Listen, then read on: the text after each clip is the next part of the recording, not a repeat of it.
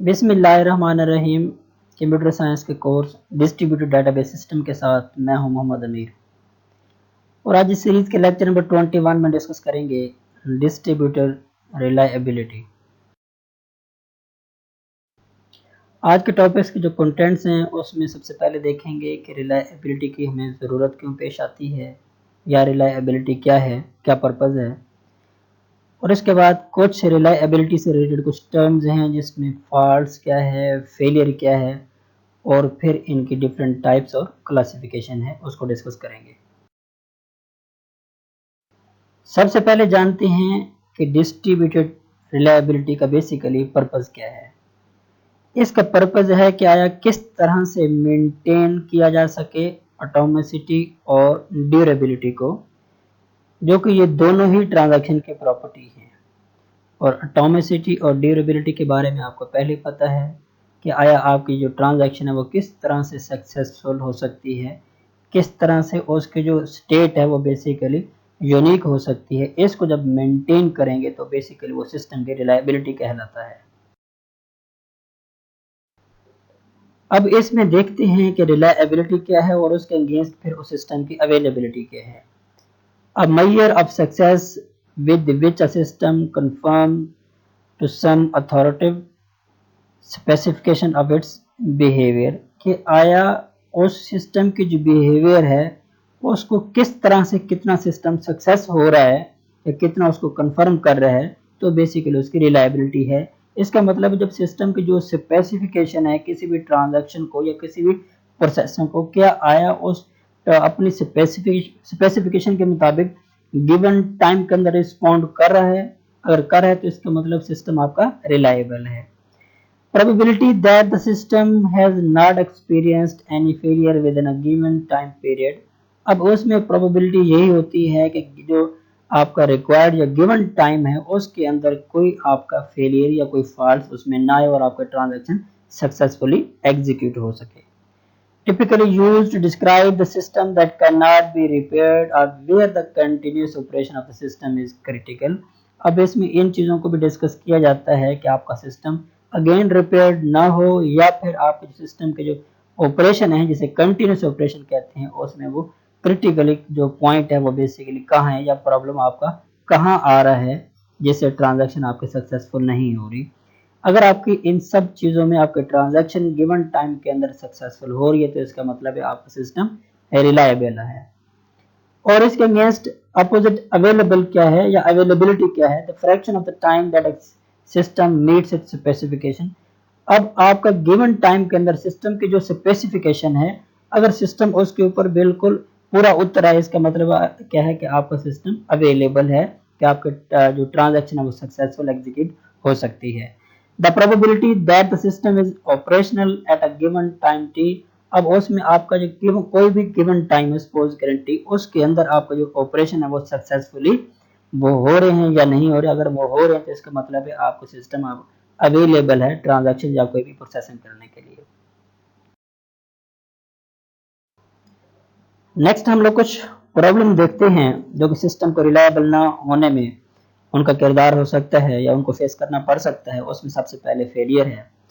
The deviation of a system from the behaviour that is describe in its specification, किसी भी system की जो specification है जिसको डिस्क्राइब किया गया है उसमें कहीं उसके डेविएशन आ जाए तो उसको बेसिकली फेलियर कहते हैं।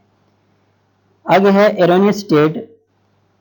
बेसिकली क्या है, the internal state of system such that there exist circumstances in which further processing by the normal algorithm of a system will lead to be a failure which is not attributed to a subsequential या subsequent fault। अब basically एक ऐसी अंदरूनी system की कुछ state होती हैं जिसके में उसकी जो फर्दर जो प्रोसेसिंग है वो बेसिकली नहीं होती और सिस्टम उन कुछ इंटरनल फॉल्ट्स या कुछ इनकरेक्ट स्टेट की वजह से बेसिकली आपके फेलियर की तरफ जा सकता है।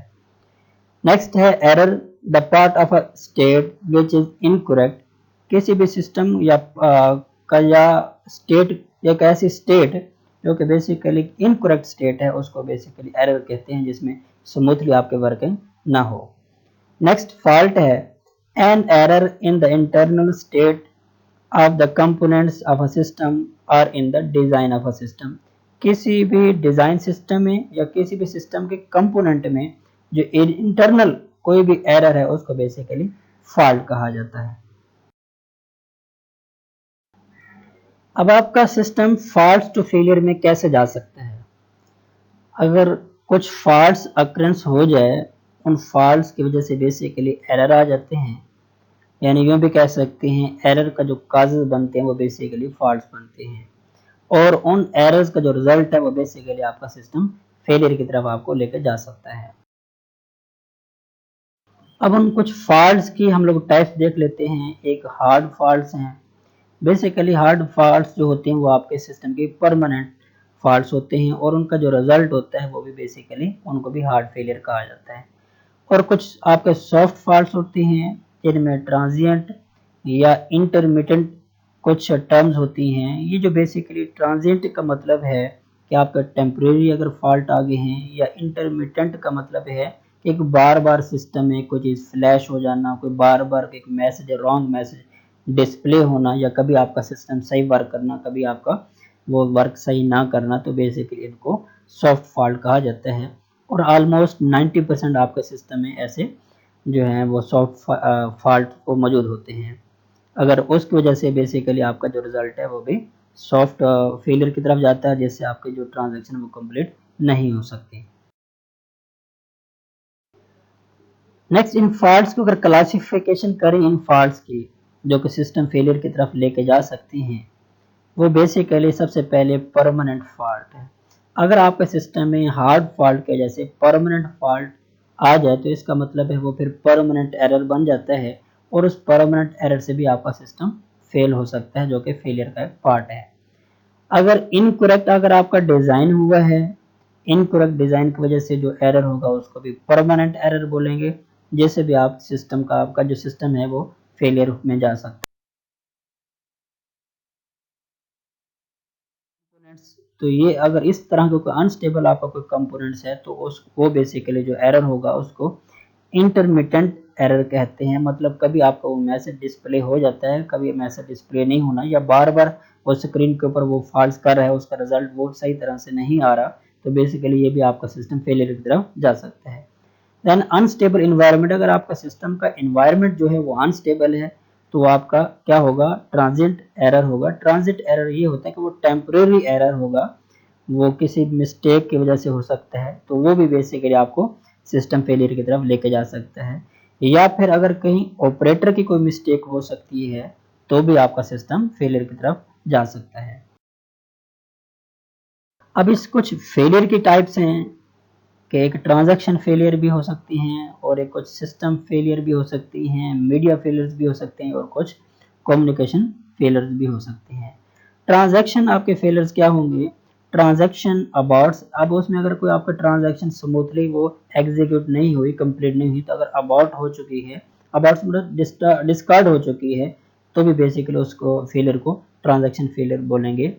एवरेज 3% ऑफ ट्रांजैक्शन अबाउट अब नॉर्मली, अब उसमें वो कह रहा है कि जो आपके 3% जो एवरेज है ट्रांजैक्शन की, वो अब नॉर्मली ये ट्रांजैक्शन फेलियर की तरफ जा सकती है। नेक्स्ट है सिस्टम या फिर साइट फेलियर। अब आपको पता है आपका जो सिस्टम है वो डिस्ट्रीब्यूटेड है, डिफरेंट साइट या डिफरेंट लोकल डेटाबेस से आपका सिस्टम कंपोज होता है। उनमें साइट का भी बड़ा रोल होता है। अगर उसमें से अगर किसी भी प्रोसेसर का एरर आ जाए, मेन मेमोरी का एरर आ जाए, या फिर पावर सप्लाई का एरर आ जाए, तो भी बेसिकली आपका सिस्टम फेलियर होगा। Main memory contents are lost but secondary storage contents are safe. अब उसमें अगर आपका मेन मेमोरी में कंटेंट्स लॉस हो सकते हैं, बट आपका जो सिस्टम है वो सेकेंडरी स्टोरेज में, जो कि परमानेंट स्टोर होता है, वहाँ आपका सिस्टम सेव होगा। और इसका मतलब अगर सिस्टम फेलियर हो जाता है तो आपका मेन मेमोरी में जो रिजल्ट है वो लॉस्ट हो सकता है, और ये आपका जो पार्शियली भी हो सकता है या फिर टोटल फेलियर की तरफ भी आपको लेके जा सकता है। नेक्स्ट है media failure. Failure of a secondary storage device is such that the stored data is lost. अगर आपका स्टोर्ड डाटा जो कि सेकेंडरी स्टोरेज में होता है, अगर वो आपका फेल हो जाए तो इसका मतलब वो मीडिया फेलियर की कैटेगरी में आएगा। अब इसमें हेड क्रैश भी हो सकता है, या फिर कंट्रोलर वो भी फेल हो सकता है।